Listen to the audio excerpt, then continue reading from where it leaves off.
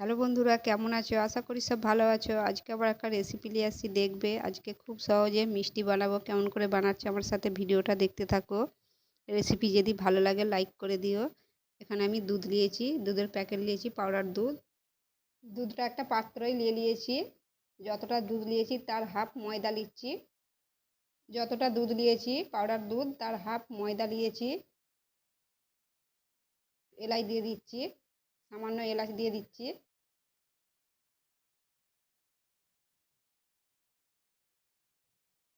এরকম করে 2 চিমটে baking soda দিয়ে দিচ্ছি। এরকম করে 2 চিমটে দিচ্ছি। সব কিছু দিয়ে এটা ভালো করে মাখিয়ে নেব।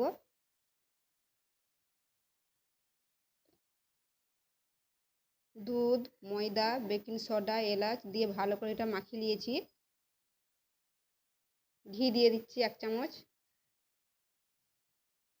ঘিটা দিয়ে ভালো করে মাখিয়ে নেব। ঘি দিয়ে ভালো করে এটা মাখিয়ে নিচ্ছি। ঘি দিয়ে এটা ভালো করে মাখিয়ে নিয়েছি, দেখতেই পাচ্ছ। এই দেখো,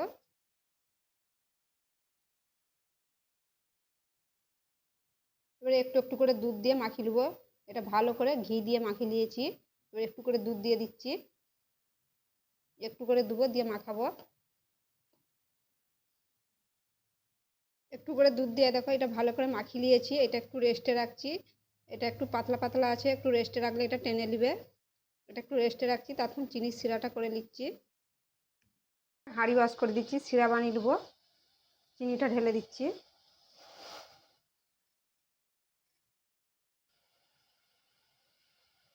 পানি দিয়ে দিচ্ছি 1 বাটি।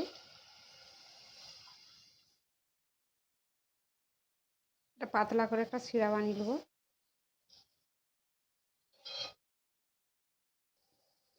শিরা আমার হয়ে গেছে, পাতলা শিরা করেছি, খুব গাঢ় করিনি। তেলের মতন যেমন একটু চ্যাটচ্যাট করে, হাতে যেমন তেল লেগে গেলে চ্যাটচ্যাট করে, সেরকম টাইপের শিরাটা বানিয়েছি। শিরা আমার রেডি হয়ে গেছে, বন্ধ করে দিচ্ছি। শিরাটা বানাতে যতক্ষণ টাইম লেগেছিলো এটা রেস্টে রেখেছিলাম ততক্ষণ। এই দেখো, এই দেখো পাতলা রেখেছিলাম, দেখতেই পাচ্ছ। দেখো একটু শক্ত হয়ে গেছে, টেনে দিয়েছে। ভালো করে মাখিয়ে রেস্টে রেখেছিলাম। এটা একটু আরেকটু ভালো করে মাখিয়ে দিচ্ছি।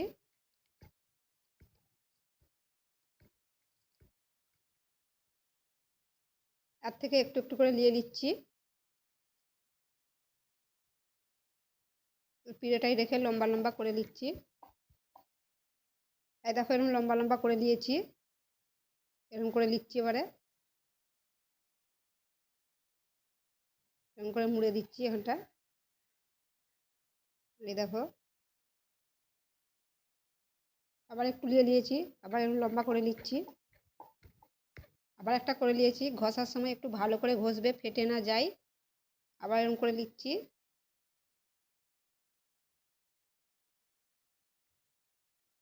আবার এরকম করে মুড়ে দিচ্ছি এখানটা। এরকম করেই সবগুলো বানিয়ে নেবো। এই দেখো, দেখতেই পাচ্ছ আমার একটুকুনো ফাটেনি। এই দেখো সবগুলোই হয়ে গেছে। চলো তাহলে এগুলো ভেজে নিই। এখানে তেল দিয়ে দিচ্ছি, তেলটা হালকা গরম হতে দিচ্ছি। তেল হালকা গরম হয়ে গেছে, দিয়ে দিচ্ছি একটা একটা করে। একটা একটা করে দিয়ে দিচ্ছি। দেখতেই পাচ্ছ একদম হালকা গরম করেছি। উল্টে পাল্টে লাল লাল করে ভেজে নেব।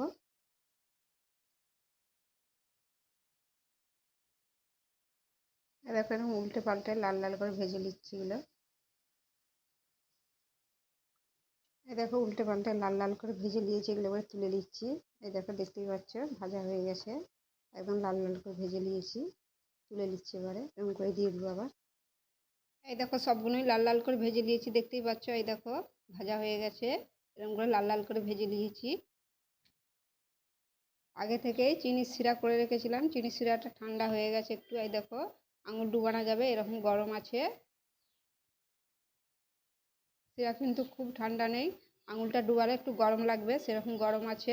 এবারে দিয়ে দিচ্ছি একটা একটা করে।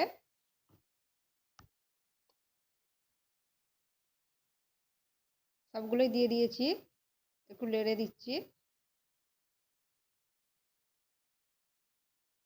রেস্টে রেখে দিচ্ছি এটা এবারে ঢাকা দিয়ে। এই দেখো 6 ঘন্টা ঢাকা দিয়ে রেখে দিয়েছিলাম, এবার খুলছি এটা।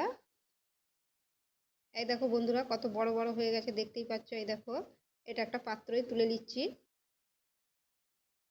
এটা কিন্তু অনেকক্ষণ রাখতে হয়, আমি 6 ঘন্টা রেখেছি, এটা 10 ঘন্টা আরে রাখতে হয়, তবে আরও ভালো লাগে, যত রসের থাকবে তত ভালো লাগে এটা খেতে। এই দেখো বন্ধুরা পাত্রই তুলে নিয়েছি, এই দেখো কত সুন্দর হয়েছে, দেখতেই পাচ্ছ রসগুলো পুরো ভেতরে ঢুকে গেছে। এই দেখো একদম নরম হয়ে গেছে। এরকম করে বানিয়ে দেখবে, আমি যেমন করে বানালাম তেমন করে বানিয়ে দেখবে, খুব সুন্দর লাগে খেতে।